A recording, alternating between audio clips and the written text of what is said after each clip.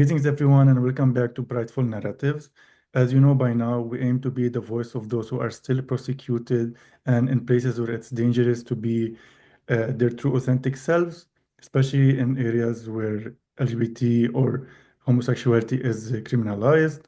And I'm your host, Mo Akel, he, and pronouns. And today we have an extra special guest who is a pioneer in the communication sector. He has over 10 years of experience in communication and journalism, and working with radio stations, strategic communications, and so much more. He also works at the 519, which is the largest community center in Canada aimed at helping the 2 LGBTQIA plus communities. He also works as an instructor at Durham College, teaching public relationships. And mashallah, on top of all of that, is also the board of director at IABC, which is the global chapter of communicators in Canada. So, very welcome, Dean. I know I gave like the professional introduction about you, but if you feel comfortable, I would like to know who is Dean outside this professional bubble. I'll keep the floor to you. Thanks, Mo. Before we start this conversation, are you okay with Mo or Muhammad? Because I know there's so much complexity around names, especially in the Western world. What would you prefer, like, for this conversation? Thank you so much for your question. I do prefer Mo. Okay. I mean, either way works, but let's keep it Mo. Okay, Mo is good. Yeah, thank you. Thank you for that introduction. And, as you said, I work in the communication sector and, like profiling clients or organizations or whoever we serve is just like an everyday part of our job. And that's kind of like the question, like, tell me about yourself. And so we're always telling people who our clients are in our companies. And yet, when I get asked this question, I get nervous. And, I've taken time to think about why. And the truth is, like, there's many reasons, right? Some of us come from cultures where we aren't told that it's okay to talk about who you are and bring that piece to the table. And the second truth, I think, is just because we are many things at the same time. Mhm. So I'm going to try. Now that you've covered the professional bit, I think it's a lot easier. Yeah, so my name is Dean. As you said, I use he, him pronouns, and I am a settler on this land. I came to Canada in 2018, grew up in India, was born in India, and I worked in India. So I never really moved out of home up until 2018. And yeah, when I came to Canada, I wasn't out of the closet. And so there were lots of pieces of myself that I didn't know. And I always say it's a very bittersweet experience because it's beautiful and extremely soul crushing at the same time. And I owe my coming out to my immigration. Once I came to Canada and I saw that as queer people, we can live lives of safety, which many people, as you said, in our communities don't. And yeah, so I came out at the age of 30, relatively late as compared to, a lot of people who grew up in countries like this. Um, and so I've been spending a lot of time understanding my queer identity and how it interacts with my life and my relationships. So that's a little bit about who I am personally. I love having one-on-one conversations, and yet I'm super introverted. I go to networking events and I'm just like, I don't know what to do with myself. Where is the food? Where are the drinks? Can I just like eat and leave? And yet I find conversations like this one very, very satisfying and very enriching. Yeah, and I'm also, you know, with all those things that I do professionally, I also try to actively find ways to rest, find ways to slow down, especially in this culture which does not prioritize that. Um, and I have been in spaces where I've really burnt myself out and fallen ill and then had to take time out. So I'm all those pieces at the same time, in short. Yeah. Thank you for having me. It's such a nice opportunity to, My absolute pleasure, Dean. I mean, I've known you and I've heard about you for many years because I also work in the sector, as you know. But like the first time we got to really connect and talk briefly was like almost 2 years ago in the back to school event at the 519, and I was back then part of the Expand project, and I was at the booth, and I saw you like running here and there and taking pictures and making sure everything is organized, and I mean, I was really impressed. And then moving forward, we are like connected, and I've been following up on your news on social media. Recently, you got this Merits Award from the 519 about your excellent work that you've been doing in the community. So, and you touched base about a lot of topics by this beautiful introduction you gave about your identity. Because as you mentioned, we are intersectional beings. Our identity is not made of one puzzle, but different puzzles that make who we are. We can be like gay, we can be a brother, we can be like a manager, Mhm. we have our hobbies. So we are not only identified by our professional life, but there's so much more about us. And you also did mention that you're like an introvert. I would have never guessed this because I feel you're always, I see you in social settings, social events, networking, communicating with people, and you also work in the communication field. So it's interesting to also learn deeply about you from a personal perspective. Yeah. I have a love-hate relationship with communication. There are days I'm just like, am I even in the right profession? And then there are days I'm like, yes, the impact we get to create, the privilege of connecting with the masses is immense, especially in this day and age, right? With misinformation and so much hate. And being able to really elevate, especially marginalized voices, is such a privilege. So, yep, I deal with that complexity and that dilemma. I'm so I, introverted, I, but I mean, people space, yeah. I feel this somehow touches to the imposter syndrome because once you are a high achiever, you start doubting yourself, am I doing enough? But just looking at your track record that is full of successes, you are really excelling and prospering. And I mean, I was just before this meeting trying to go over LinkedIn to know about your news, and I'm like, wow, like mashallah, this guy is on fire, like one thing after another. So speaking on that, you did mention burnt out. So what did you learn from this experience, and what are some ways for you to ground yourself and not reach this burnt out phase again? Thank you. I think that's that's also a very large question in itself, right? Like what constitutes burnout? And it's so many pieces. I think ever since our world got introduced to a pandemic, um, our professional lives, our personal lives have kind of mixed and mingled in a way that sometimes doesn't make sense to us. There was a point in time I realized, when we were deep in the pandemic, I'm actually working more hours than I would if I was in the office. And then there is very little space and time to transition out of work into our personal lives because most of us were working out of homes if we were able to. Um, but yes, I think burnout really uh, happens when we don't honor our bodies. And I'm sure you've read books like The Body Keeps the Score, and it's not just about trauma. I think the body also keeps the score when you're not listening to it. And that's the beauty of nature and the beauty of the creator. You know, we have bodies that know exactly what they need. And I have been in situations like many of us, I imagine, where we've not listened to our bodies. And then, especially, I always joke about this, but it's also not a joke. I think once you cross the age of 30, there is a direct energy shift, and you will wake up like with a stiff back or a stiff neck, or just like, I don't feel like leaving the house today. And I think just honoring those pieces, realizing that, yeah, we're not in our 20s anymore is part of that piece.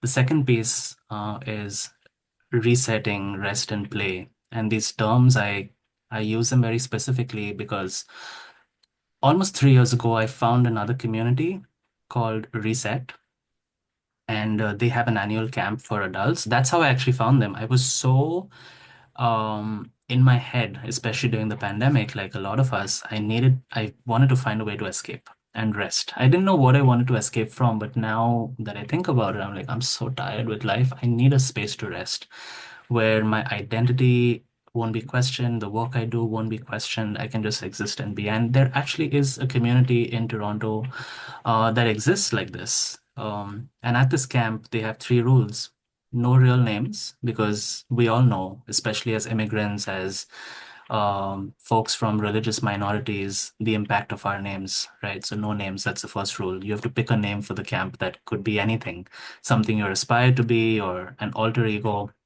The second is no work talk. So we cannot talk work. You can't ask someone what they do, or you can't share what you do. And the third one is no gadgets. And that was like the sweet deal for me. And through that, not only did I learn to remind myself to rest and find ways to play as adults, because when we think of playing as kids, it's like playing a cricket match or whatever. But as adults, what does that look like? How can we be playful in our relationships with ourselves? But I also learned boundaries. I don't come from a culture of boundaries. South Asian culture is lacks boundaries, to say the least. I would imagine like many other non-white cultures. And so I realized and learned the importance of boundaries as an act of taking care of ourselves and honoring our relationships. It's not really a bad thing. Um, yeah, and through that, burnout still comes, but I think I have more tools to cope with it. I don't think we can ever escape burnout. We live in a culture that actually rewards burnout and rewards doing more. And when you don't do enough, that's when the imposter syndrome also comes in, right? So I think it's also like telling ourselves, especially I want to say as queer people, that yes, we are enough. We don't need to prove anything beyond a certain point. Yeah. That was a very beautiful answer, Dean. And you did mention the book, The Body Keeps Score. It's one of my favorite because it literally shows how the stress and the life changes start manifesting in your body as like headaches, as neck tension, shoulder tension, this butterfly feeling you feel in your stomach. It's all like related to stress. And sometimes you have to be aware or even learn about the symptoms of being burnt out when you feel like you're losing the motivation, you're becoming a little toxic to your, let's say, partner or your family. You just want to spend time alone. It doesn't mean like sometimes you can be an extrovert, but when you start feeling like I'm just not able to communicate with people at the moment. It means not that you don't love people, you don't want to be with people, but you're just super drained to the point you need to recharge. And you did mention a very beautiful point about boundaries. I also come from the Middle East. Boundary is a new concept that I had to learn in Canada, and it's a good thing, honestly, because it protects you, protects your energy, and it teaches you how to respect to people start respecting your space, your time, your being without intruding. You say like, today I just want to have a weekend just by myself, no calls. I don't feel like socializing. And people who truly love you and appreciate you and want the best for you will respect this time and space for you.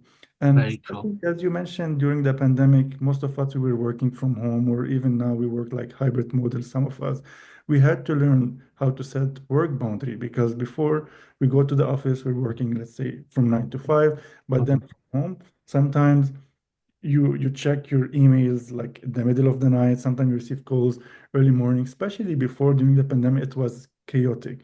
Now I feel it's better, but also in my work, I always advise my team like if it's beyond your work hours, and let's say I had to send an email, don't feel obliged to respond based on my schedule. Just respond whenever you're in your shift, like whenever you come back to work, when you are logging in tomorrow at 9 a.m. So perhaps you can check the email and respond. So that was a very good advice you gave. And of course, this reset, the one you mentioned, the community you've built, especially about not mentioning names, no wearing gadgets, and it helps you to remove this outside facade and be your true authentic self without having this stresses of I have to prove something or Mhm. show a fake identity that is not me. It's just like a safe space to just be without any judgment, without any fears, and truly recharge and rejuvenate yourself. 100%. And I think we can also leave the link to that community in our show notes whenever we are ready to publish and put this conversation out in the world. Because like I always joke with the reset folks, I should be getting a commission for the number of people I share. But it's not about that. It's about actively introducing more people to this radical, not necessarily required to be radical, but it is in this world that we live in, radical concept of rest. Um, and so, yes, as always, they're going to be doing another camp in September. This is their 10th year. I got to know them just 3 years ago. And it's a community of artists, BIPOC folks, queer folks. And so they all bring those pieces of themselves to that space. So, absolutely, I think it would be. really, really good to share that community with our listeners as well. Yeah. Awesome, Dean. You did mention in the beginning that you came out like a little late in your early 30s. So can you share a little bit about this journey and how did it impact your, if you feel comfortable, how does it impact your circle, your family? If you want to talk a little bit about your religious beliefs and if there were some tension in this area as well, only if you Mhm. feel comfortable. Yeah, for sure. And I think those are like two pieces, right? One is the coming out, and then the second is our relationship to faith, more specifically mine. As I said, I always knew, like from a younger age, like I imagine most of us, that I'm not straight.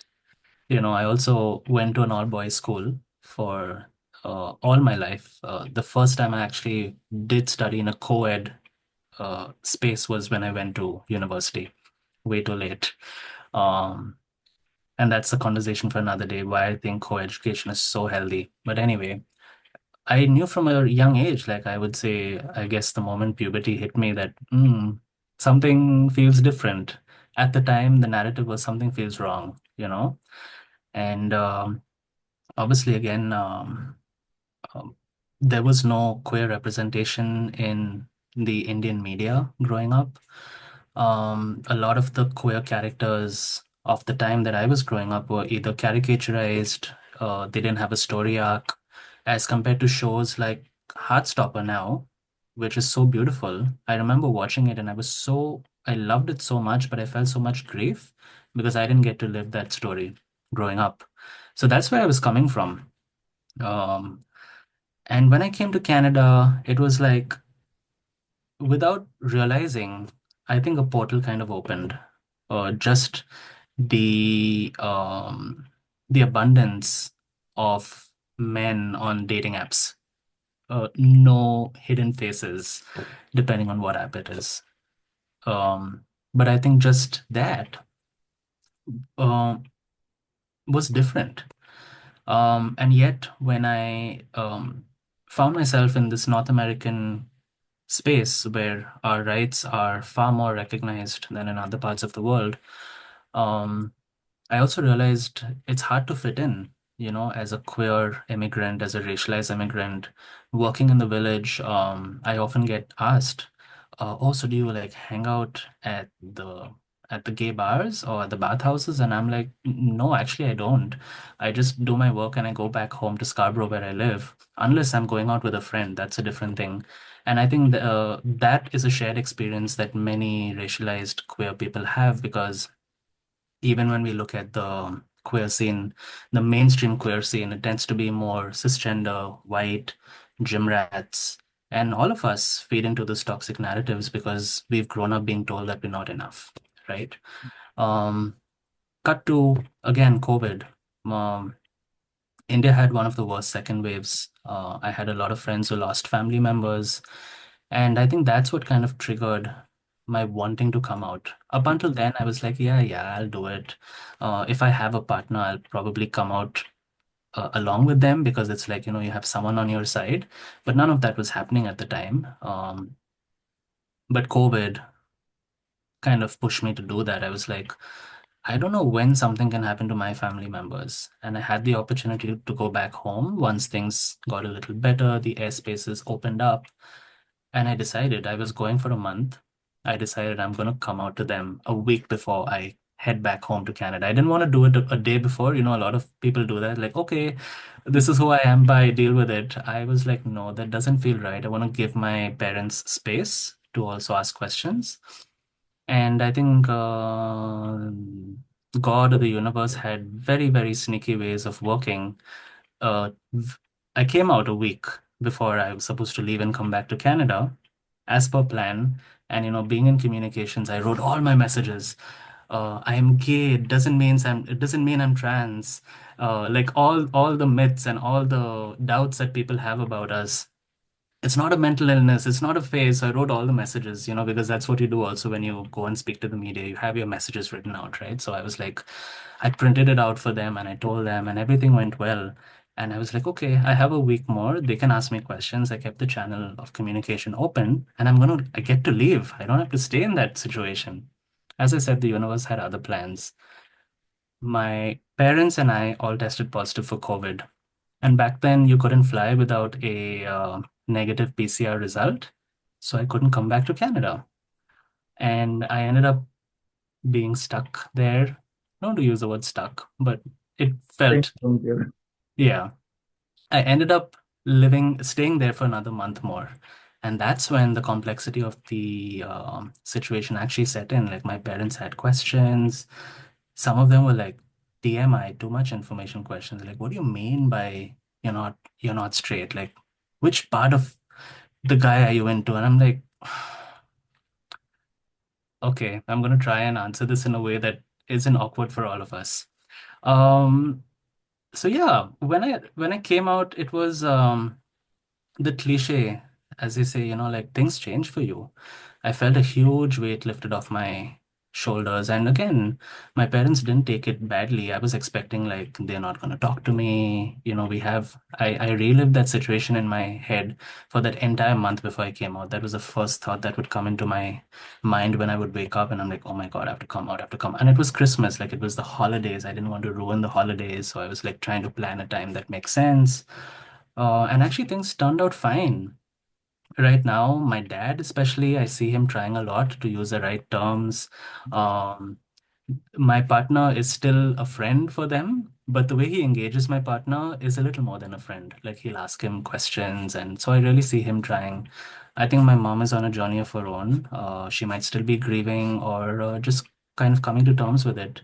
And I realized, along with us coming out, our parents also have to come out in a way to society and to themselves and realize that their little child is not the child they thought. They are kind of more, and they're also the same child. So I've just been trying to give them that grace. But when I came out, I realized I actually don't have community. And that's when I started, actively taking part in meetups, queer meetups, and all those things. And I don't even think I was ready for a relationship. I didn't know what it meant. Hmm, Um, and I think a lot of us queer people also grow up wanting to not be lonely. hmm. That's, in my opinion, not enough to be in a relationship. Each one has their definitions and needs, right? But I think, in my opinion, you truly need to fall in love with yourself. It's easier said than done. It's a journey. And that's when you attract people who can kind of add to your joy and add to your life. And I always say that I know this is turning out to be a very, very long response, but I always say if it wasn't for the 519 where I work, I don't think I'd have had the impetus or the um, the motivation to come out. But I think being in a truly queer space where people can bring their authentic Well, selves to work really, really somewhere did wonders within, you know? And not to say people think, I think once you're out, everything's fine. Your life is perfect. I don't think coming out guarantees us anything. In fact, sometimes it can guarantee you more danger. Not guarantee, but it kind of puts you in more danger. Definitely doesn't guarantee you a partner. There's a lot of other work to be done, but it definitely took away the pressure of being outed, the fear of being outed. And so I could now focus on other things like my mental health, my career, and other things that I was just kind of, not able to fully focus on. Um, and yeah, I think coming out is very, very significant for many people in our communities. Many cannot come out because of where they live or what situations they are in. And I don't think whether you're out or not, it makes a difference to how queer you are. You are valid irrespective. That's something I believe, and I really hope many, many people in our communities can also believe. Yeah. I mean, you shared a lot of points. First of all, I wanna like honor the courage and the boldness that you took to confront your family in person and give them plenty of time to question you and first of all, enough time to absorb this new reality because, as you mentioned, an entire universe that they've created in their image, in their mind about you, your future, probably getting married with a wife and kids, and it all collapsed. So, of course, also we're coming out, we also have to be a little understanding about our parents or our loved ones because they must be grieving a loss of an identity they projected in their minds. It's no Mhm. longer there. So we need to allow this time for them to grieve and absorb the information, also to educate themselves. And I'm really happy to hear that your father is starting to try his best to getting closer to your partner and speaking the right language and asking the right questions. And I know that sometimes the journey is different for our parents, and I know your mother is on her own journey. But I know at the end of the day, like those who truly love you will always support you. It's not always a happy ending. Sometimes there are people, the reality speaks, as we know in the sector, that some people they get rejected, they get abandoned, they get kicked out. Some people do not communicate with their families for a very long time. Some people have this so much frustration and this huge reaction where they would actually change their entire names, and they start going and finding the community that you mentioned that really empowers you and heals you. And sometimes these community members or these chosen friends become the chosen family to the queer community. And you did mention about coming out. The process by itself is a not one-time thingy. It's not like you come out one time and done. You still come out whenever you change your jobs, you meet a new people in your life, you travel to a new place, some distant family member calls you, and so it's a journey, as you mentioned. It's not always one-time thingy, you feel safe and done. It's all rainbows Absolutely. colors, but sometimes it creates and attracts more risks. Of course, there are some benefits of like you no longer need to live this double life. You Yeah. will have less anxiety. Your energy will be channeled more creatively in other ventures instead of just always being in this survival state of what if or what if someone outs me. You reclaim your life, you reclaim your identity, and you share your story. You do not allow others to share your story. It's yours, it's your voice, and there's a lot of power in storytelling. It Yeah. I like that you use the word reclaim because I think that's also something historically that our communities have done. When you think of the word queer, a lot of our older community members who grew up in the 70s, 80s, at the height of the AIDS epidemic or the fight for towards LGBTQ plus rights were called queers as slurs. yeah. And that's, I think, the beauty of our communities. We've had this very, very rebellious attitude because we've realized that no one's showing up for us. No government, no religious institution, nothing. No police force, no one is showing up for us. And so we take care of each other. And I think the word reclaim is so powerful, whether it is reclaiming our identities, our energies, our stories, our spaces, and truly I often think about people who can't be out for various reasons. And I think those of us who are out, it's kind of like what we saw during the elections, right? People who had the privilege to vote, we were also voting on behalf of people who could not and really, really need safety and other things. And I think being out is kind of a privilege Mhm. for many, depending on where we are. And truly, like, asking for change for people who can't be out. It's so, so, so important. Yeah, I mean, also, there's no timeline to coming out, and you're not absolutely. forced to come out. You assess your own situation. If you Yeah, feel it's safe enough, if you feel you are independent, you are financially secure, you are in a place where you have your rights, then you can come out. But it's a choice only you should be doing. And someone outing someone else, it's one of the most horrible things a human can do. So thank you hopefully, for no saying one has that. to experience this very unfortunate situation. Yeah, thank you for saying that because I think a lot of people feel pressure, like till they're out, they're not enough. And that's not true. There's no timeline. You decide if you want to do it, if you don't want to, it's all fine. I mean, I hear it a lot that unfortunately, because of the trauma that we face in our childhoods, the bullying that we face in the school, uh, the rejection that sometimes we feel from our loved ones, or even the rejection from our religious communities, we feel like, unfortunately, we feel like we're not worthy enough. And I was reading a book called The Velvet Reach by Ellen Downs, and I really love it. I really recommend it to every person I meet from the community because somehow it shows that somehow our success, our I would say extravaganza prosperity that we do in our lives is mostly to compensate for these feelings that we have before about our unworthiness. And we try like, okay, we hurt our families and loved ones, but one way to gain their love back, to gain their acceptance is by overachieving so they can be proud of us again. But the reality is that you are worthy regardless, you are loved regardless, and your loved ones, people who truly love you, will love you regardless. They will love you if you have a degree or no degree, you have a good job or you are jobless, you are married or you are unmarried. Regardless, you are loved Mhm. for just who you truly are. Very true. Absolutely. And easier said than done, right? Like these are complex realities. So, I mean, I find myself sometimes going into self-doubt, and I'm sure you do too. Um, Definitely and all the it's, time. yeah, it's a lifelong journey. Like my therapist always says, like you need to like change that narrative.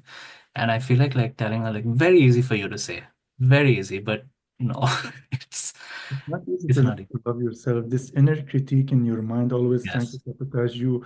It's so hard to get rid of, especially when it's so ingrained in your subconscious. And from everything that you've been hearing, the comments you read on social media, the Yeah. homophobic comments, the transphobic comments, I Yeah. think still right now, like we see what's happening in our neighbor country in the US, it's really scary. So, Yeah. uh, I was wondering as a segue whether we could, speak to your second point about religion and religious trauma. So I grew up Roman Catholic. My family, they're not like super religious. Yes, they're churchgoers, all those things. But I don't know through your friendships with other South Asian people whether you're aware, Hinduism, which is the core, one of the core religions in India, has always been queer. We have gods and goddesses who change genders, who like, have sex with the same gender, and it has always existed. Mhm. If anything, again, I think like most of our cultures, it's colonization that brought in the homophobia and the transphobia, and it almost doesn't make sense to me that when the colonizers left, for example, when the British left India, how those pervasive ideologies stayed on. And that's why there was no representation in film and TV when I was growing up.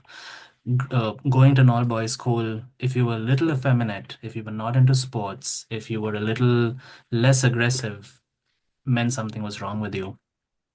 And yeah, my relationship to the church has been complicated, especially the Catholic Church, because tomorrow, if my partner and I decide we want to get married, we can't get married in the Catholic Church.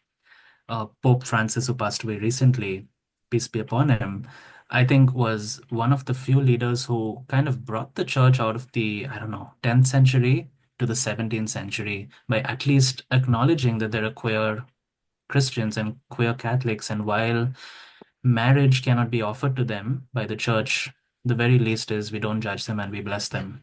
Mhm. And so I've had a complicated relationship, and it took me a while to realize that my relationship to my creator is very different from my relationship to religion, because religion is organized. It's again, I think, influenced by straight white men, older white men, and there's a difference. And in Christianity, when we talk about Jesus, I think Jesus is like this blonde-haired, blue-eyed, angry God who's going to like send you to hell just for being gay, maybe, or queer or trans. Whereas the actual historical Jesus was nothing like that. He kind of was an activist who questioned systems and was crucified for doing that. And I think just that realization bettered my relationship to my faith. And so I don't really consider myself religious anymore. I'm more spiritual. Um, and that's very healing. Just the way we are fluid with our sexual orientations, our gender, I think faith fluidity is also a thing for me. Um, I find so much beauty, especially in Hinduism. Ganesha is another huge deity I identify with. And I've also got trash for that. You're Catholic. Why are you going and worshiping a Hindu deity? And I'm like, it's too much to explain. Mhm. But he too is kind of like the threshold between, our earthly desires and our spiritual desires. And he really brings together that Shiva and Shakti Mhm. energy. And so he's really a queer icon, the fluidity, the meeting point. And so it's very hard to explain to people who are straitjacketed, don't understand how diversity is actually beautiful, even when it comes to faith practices.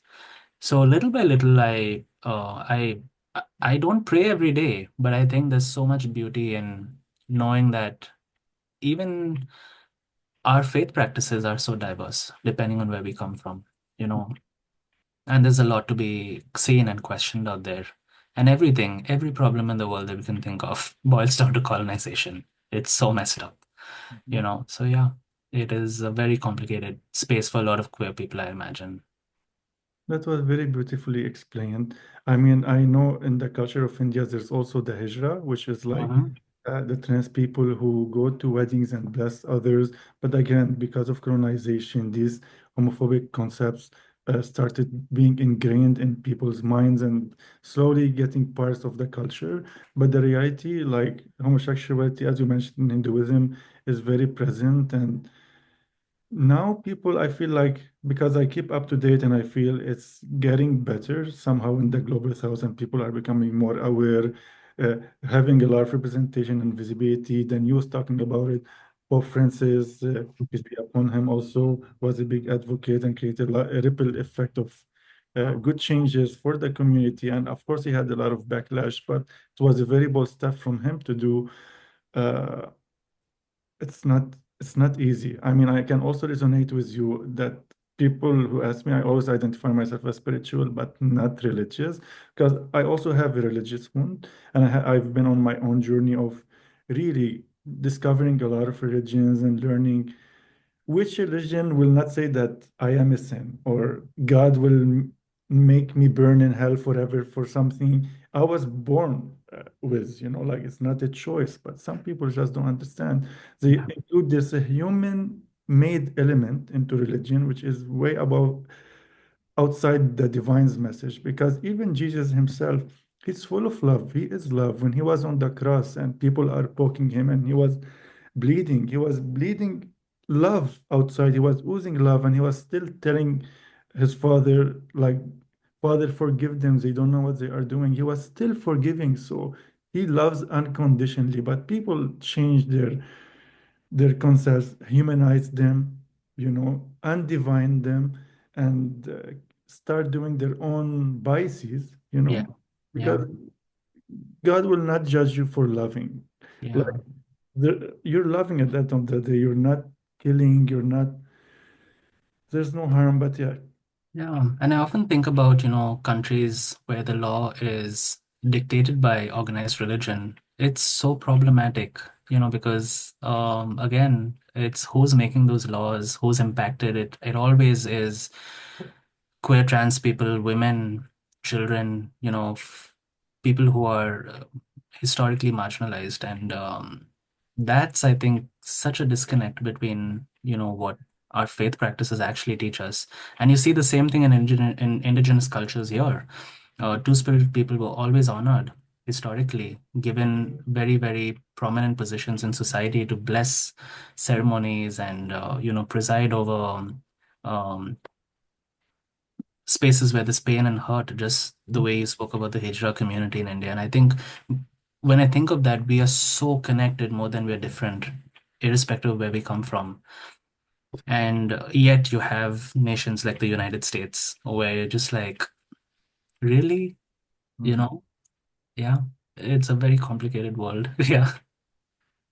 Unfortunately, but I mean, the advocacy that we're doing, these discussions that we're having is Mm, always creating this positive ripple effect and letting people become more aware, more accepting, and less judgmental. And you mm, also beautifully mentioned that in the indigenous communities, especially here in Canada, like the Two-Spirit, they are considered leaders of their tribe. People used to go to them for wisdom. They used to bless others. So, but unfortunately, again, colonization is the the cancer. I yeah. would describe it. Yeah. That is spreading sometimes misconceptions and hate and trying to enforce beliefs that they are not spreading the message of love. They are Mhm. spreading a message of division, of hate, of cruelty. And Mhm. instead of being people operating from love, they are spreading fear and lowering our vibration and diminishing our light and changing our identities just to align with their expectation. And this is really against diversity, which is like, if you are really diverse, if you really advocate about inclusion, you would want people to feel engaged and feel like they belong for their true authentic selves without trying to Mhm. change them. Everyone is welcome. Open the door, and you don't say, oh, you cannot enter, you cannot. No, everyone is welcome to enter the door just as you are. Absolutely. Yeah. Okay, I know you mentioned the power and the empowering impact of the 519 order coming out story, and I know that when I first came to Canada, I also shared with you previously how I went to the 519, and Habibi, if you're watching, I'm still very grateful. You were the first person who helped me. He used to work at the 519, and then he invited me to events where there was like a free food and activities, and started to build my community, building friendships. And then he took me uh, to Woody's, which is like a gay club, and it was my first time going to like the gay bar. It was a very empowering experience. And I mean, I also mentioned in the beginning, like you work in the village. I also live close to the village, but it doesn't mean I'm always there. Sometimes I just also love to be in my home with my cat, reading a book and recharging. So yeah, but I always like to go every now and then. I always enjoy when I'm going there during Pride and seeing all people celebrating their true authentic selves and all the colors and the festivals and just so much love, so much safe space, so much safety for people. And it shows resilience and resurgence despite all the trauma, despite all the fear, despite all the people that keep on facing us, we still show up, we still advocate, and we still say we are queer, we are here, and will always be. So, can you tell us more about 519 and what are the services and ways it can help the community members? Yeah, for sure. So as you mentioned in my bio, the 519 is Canada's largest multi-service agency community center. We are lots of things, and that is a communications nightmare. Literally, when I have to, talk about the 519 in the media, I really have to think about who are we? And the truth is we have changed. We have changed considerably. We're not just like the church in Wellesley Community Center anymore. We've truly become international because there are refugees who know about the 519 even before they set foot on Canadian soil. But long story short, the organization has been around since 1976. Um, and quite truly, you know, I'll tell you a little bit of history of the 519. The building that we call our community center was actually set to be demolished in the 70s. And it was really through community advocacy and action and mobilizing that they told the city, no, we actually would like to use the space for community. And the rest is history. That building still stands. In fact, it was expanded a couple of years ago. And yet, it's beyond just that building. It's about the community that comes there. But yes, we offer programs and services. I wouldn't even say most, almost all of them are free of charge. And these programs and services range from food programs, responding to food insecurity, trans-specific programs, programs for youth, programs for families with either 2S LGBTQ plus kids, or where the parents might be two-spirit queer trans. Or they could even just be allies because, inclusion is for everyone. You don't have to practice inclusion only if you're queer trans or only if you're, I don't know, living with a disability, right? And so they truly do a lot. Um, the perks of working in communications is that I'm supposed to, and I tend to know most of what's going on, but sometimes even I don't know what's happening in that organization because there is so much. We also offer space to community-led organizations that are under-resourced, who can't rent out space in the midst of this renting housing crisis in our city. And so really, there's no one answer as to what the 519 is. But really it is run by community for community. And so it's truly a community space. I don't necessarily say that it is always a safe space because we can never guarantee who's going to come into that space. Everyone is welcome. And so I prefer to use the word affirming because your identity will never be questioned when you walk through the door. And I think you can attest to that too, Mhm. as someone who came to the 519 when he came to Canada. Yeah, we are also a City of Toronto agency, so we're not just a community center, we're also a legit municipal agency. And so we receive a lot of funding from governments and other organizations to continue doing this important work that we do. Yeah. I mean, of course, the 519 has a lot of inclusive services, and I'm gonna mention the link in the description below just for people to learn more about it, or even if they feel like they are in need and they are in the GTA area or in Toronto, there's plenty of free resources for them to benefit from, a lot of programs to join. So I'll be adding it in the description. And you mentioned that in the past, when the building was about to be demolished, a lot of committee members advocated for it to be available. And I also know, like, for example, Salah Bashir, he donated a lot and advocated to keep the building. And that's why we have his name in the on the outside of the 519. Personally, I'm very grateful for Salah. Perhaps first time I share with you, but a few years ago when my father was in Canada and he was sick, he had cancer, I was going through a lot of financial distress, and my father was without any health benefits. He was not Canadian nor a Right. permanent resident, but Salah advocated so much and connected me to a hospital where they took care of my dad. And so I'm so grateful for Salah, and I just wanted to acknowledge that. And Yeah, he's an also, amazing person. He's done so much for community. Yeah. I want to acknowledge everything that the 519 has done and doing and is still doing Yeah. for the community. I do want to say, when people think of organizations like the 519, I think there's this expectation of perfection, being perfect. And I can tell you without doubt that we are not perfect.